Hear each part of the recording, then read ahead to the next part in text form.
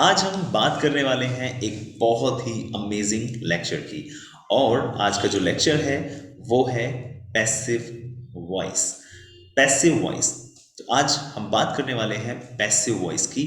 और passive voice क्या होता है, किस तरह से हम सेंटेंसेस को बनाते हैं, कैसे हम इसका अपने कॉन्वर्सेशन में यूज़ कर सकते हैं, उसमें उस बारे में आज हम बात करने वाले हैं। तो पैसिव वॉइस, चलिए शुरू करते हैं। तो पैसिव वॉइस से पहले हम जान लेते हैं वॉइस क्या होता है। तो इंग्लिश में एक टॉपिक होता है, एक लेसन होता है वॉइस। और जो वॉइस होती है वो दो तरह की होती हैं। और कौन कौन सी होती हैं? एक होता है एक्टिव वॉइस एंड दूसरा होता है पैसिव वॉइस। एक्टिव वॉइस जिसमें हमेशा डूअर जो होता है वो एक्टिव होता है, और पैसिव जिसमें डूअर हमेशा इनएक्टिव होता है। एक्टिव वॉइस, अब से पहले आपने जितने भी सेंटेंसेस पढ़े हैं वो सब आपके एक्टिव वॉइस थे। और पैसिव वॉइस आज हम सीखने वाले हैं। तो चलिए शुरू करते हैं कुछ चीज़ें जो कि मैं आपको स्क्रीन शेयर के माध्यम से समझाता हूँ। सो चलिए शुरू करते हैं। तो गाइस, जैसा कि मैं बता रहा था कि वॉइस जो होती है वो दो तरह की होती हैं। कौन कौन सी होती हैं वो चलिए जानते हैं। तो देखिए, वॉइस एक होता है एक्टिव वॉइस एंड दूसरा होता है पैसिव वॉइस। तो पहले बात करते हैं एक्टिव वॉइस की। एक्टिव वॉइस, एक्टिव वॉइस होता है जहां पर जो डूअर होता है वो आपका एक्टिव होता है, हमेशा एक्टिव होता है। डूअर क्या होता है? हमेशा डूअर हमेशा क्या होता है? एक्टिव होता है।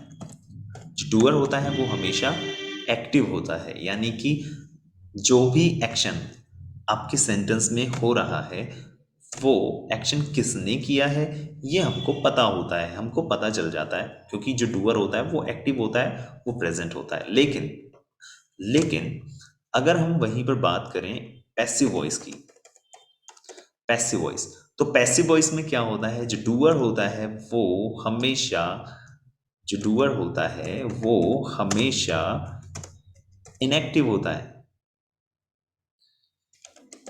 जो डूअर होता है वो हमेशा इनएक्टिव होता है।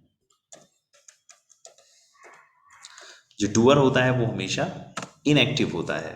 ओके, जो डूअर होता है वो हमेशा इनएक्टिव होता है। इनएक्टिव मतलब कि जितने भी एक्शन पैसिव वॉइस में होते हैं उस एक्शन को किसने किया है ये हमको कई बार पता नहीं चल पाता है, क्योंकि जो डूअर होता है वो इनएक्टिव होता है। इसको हम अनदेखा कर देते हैं, ओमिट कर देते हैं सेंटेंसेस में से। कुछ सेंटेंसेस में आपको डूअर दिख भी सकता है, लेकिन उसको कैसे हमको यूज़ करना है वो हम सेंटेंसेस में सीखने वाले हैं। तो चलिए शुरू करते हैं पैसिव वॉइस। तो गाइज, सबसे पहले आप याद रखिएगा, पैसिव वॉइस को बनाने के लिए एक फॉर्मूला मैं आपको बताता हूँ। पैसिव वॉइस को बनाने के लिए आपको सबसे पहले डूअर, डूअर नहीं, पैसिव डूअर, हम इसको बोलेंगे पैसिव डूअर। ओके, तो पैसिव का डूअर हमको यूज करना है, पैसिव डूअर। उसके बाद जो भी सेंटेंस आप बना रहे हैं उसका जो टाइम वर्ड होता है, जो हेल्पिंग वर्ब होती है, उसको हमें यूज करना है। और इसके बाद सबसे इंपॉर्टेंट चीज बी। बी, पैसिव वॉइस, जितने भी पैसिव वॉइस आप बोलेंगे, जितने भी पैसिव वॉइस आप बनाएंगे, उसमें बी हमेशा आपको यूज करना ही पड़ेगा।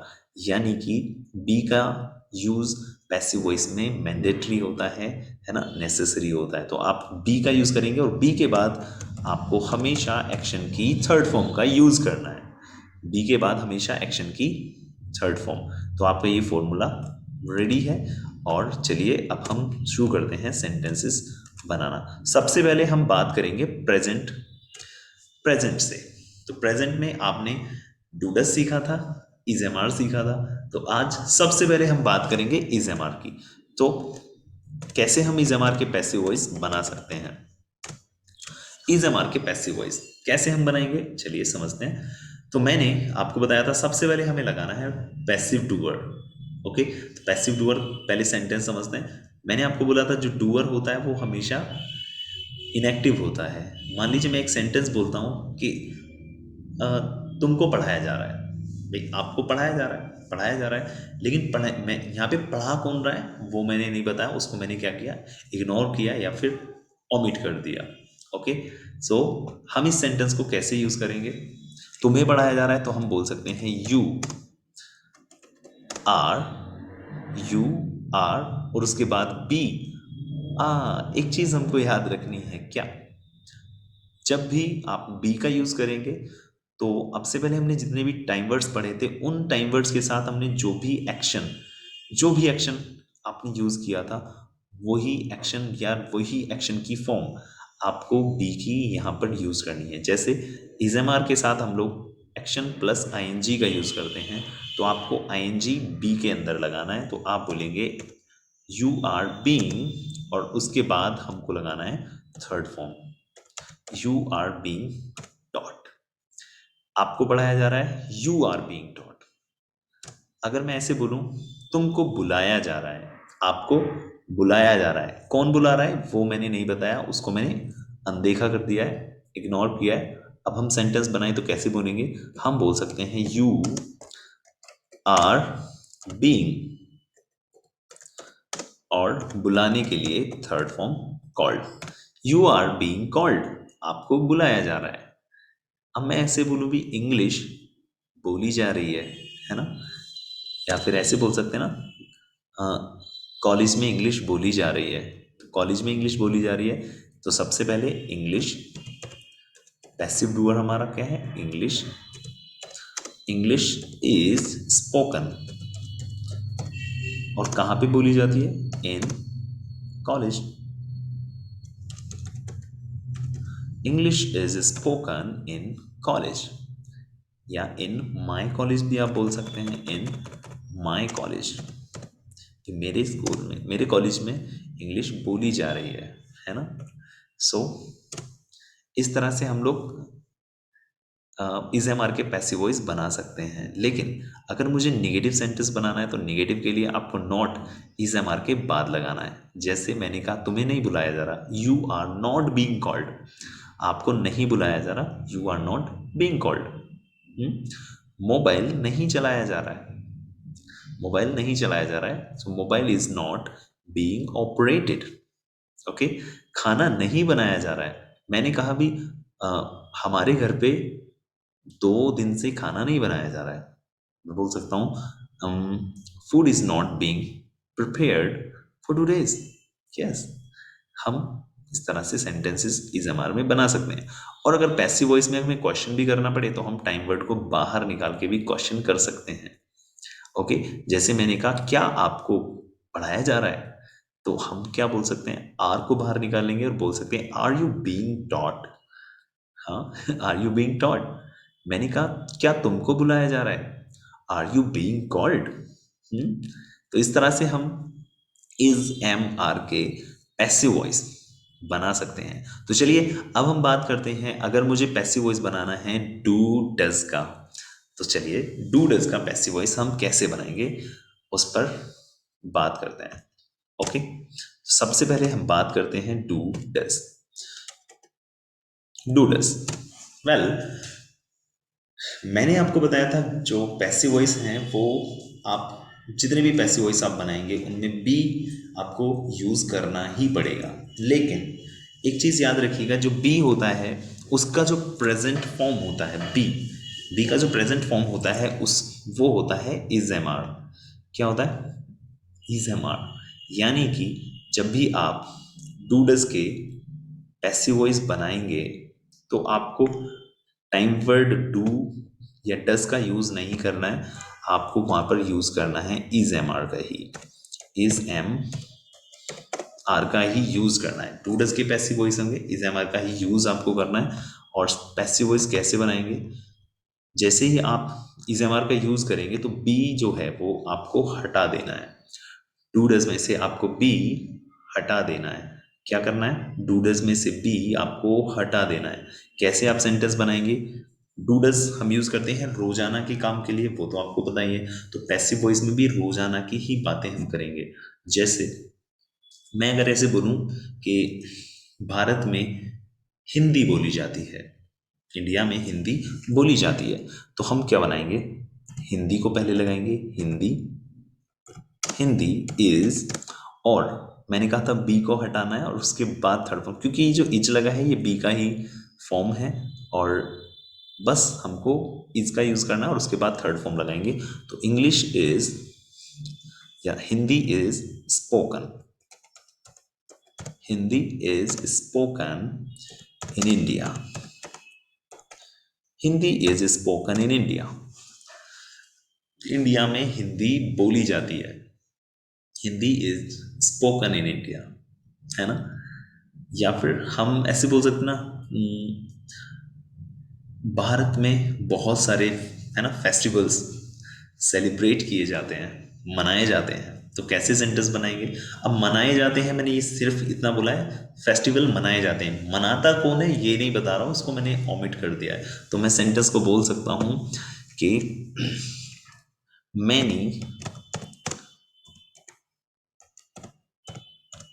Many festivals many festivals are celebrated in India. Many festivals are celebrated in India. यानी कि भारत में बहुत से त्योहार मनाए जाते हैं। और अच्छा, जब त्योहार मनाए जाते हैं तो उन त्योहारों पे बहुत सारे काम भी किए जाते हैं।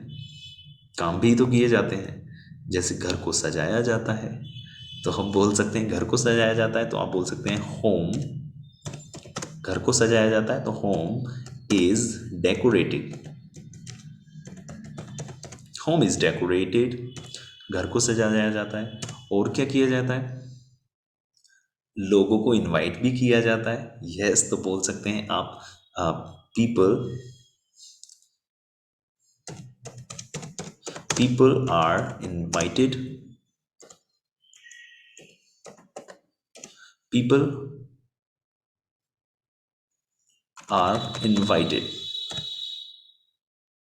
पीपल आर इनवाइटेड, है ना? लोगों को इनवाइट किया जाता है। इसी तरह से आप जो भी चीज़ें उस समय की जाती हैं वो सब बता सकते हैं पैसिव वॉइस में भी। एक्टिव वॉइस में तो ये सारी चीज़ें हम बोलना सीख ही चुके हैं, लेकिन इन्हीं सेंटेंस को हम पैसिव वॉइस में भी बना सकते हैं, लेकिन तरीका बस थोड़ा सा डिफरेंट होगा।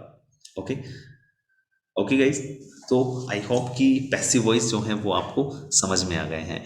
ये जो डूडस के पैसिव वॉइस हैं, अगर मुझे इनमें से नॉट लगाना है, निगेटिव बनाना है, तो वो भी इज एम आर के बाद ही बोल सकते हैं। जैसे मैंने कहा इंडिया में फ्रेंच नहीं बोली जाती, तो बोल सकते हैं French is not spoken. French is not spoken in India. Okay इसी तरह से मान लीजिए हम कैसे बोल सकते हैं कि भी मुझको मुझको बुलाया नहीं जाता। मुझको बुलाया नहीं जाता तो मैं बोल सकता हूँ आई am not called. I am not called, मुझे नहीं बुलाया जाता, आई एम नॉट कॉल्ड। ओके, मुझको नहीं बताया जाता। कई बार घर में ऐसी चीज़ें हो जाती हैं कि आपको नहीं बताया जा रहा है, तो आप बोल सकते हैं ना मुझे तो कोई बात बताई ही नहीं जाती, मुझे तो बताया ही नहीं जाता। तो आप बोल सकते हैं I am not informed. I am not informed, simple. Okay, so आप negative sentence is am are के बाद नॉट लगा करके बना सकते हैं। Okay, is am are not लगा के आप बना सकते हैं। सो आई होप कि ये जो पैसिव वॉइस हैं प्रेजेंट में, आपने इज एम आर और डू डस, प्रेजेंट में जो पैसिव वॉइस हैं इज एम आर और डू डस से कैसे बनते हैं वो आपको समझ में आ गए होंगे। और अब बात करते हैं कि आपको एक्टिविटी में क्या करना है। तो आप एक्टिविटी में कुछ फेस्टिवल्स कोई भी ले सकते हैं, कुछ भी ले सकते हैं, और उसमें आपको सिर्फ ये बताना है कि उन फेस्टिवल्स पे क्या क्या किया जाता है। क्या क्या किया जाता है। मैं ये नहीं पूछ रहा हूँ कि आप क्या करते हैं या आपके फैमिली मेम्बर्स क्या करते हैं, मैं पूछ रहा हूँ कि क्या क्या किया जाता है। जैसे दिवाली पर क्या क्या किया जाता है, तो आप बोल सकते हैं घर को सजाया जाता है, सामान खरीदा जाता है ना? सामान खरीदा जाता है, दीवे जलाए जाते हैं। तो ये सारी चीज़ें आप पैसिव वॉइस से भी बना सकते हैं। सो आज का होमवर्क या फिर आज का एक्टिविटी वर्क आपका ये है कि आपको कोई भी एक फेस्टिवल लेना है और उसमें क्या क्या किया जाता है, क्या क्या किया जाता है वो आपको बताना है। Okay, so I hope you enjoyed this lecture. चलिए मिलते हैं नेक्स्ट नेक्स्ट वीडियो में। Okay, so till then bye, take care of your self.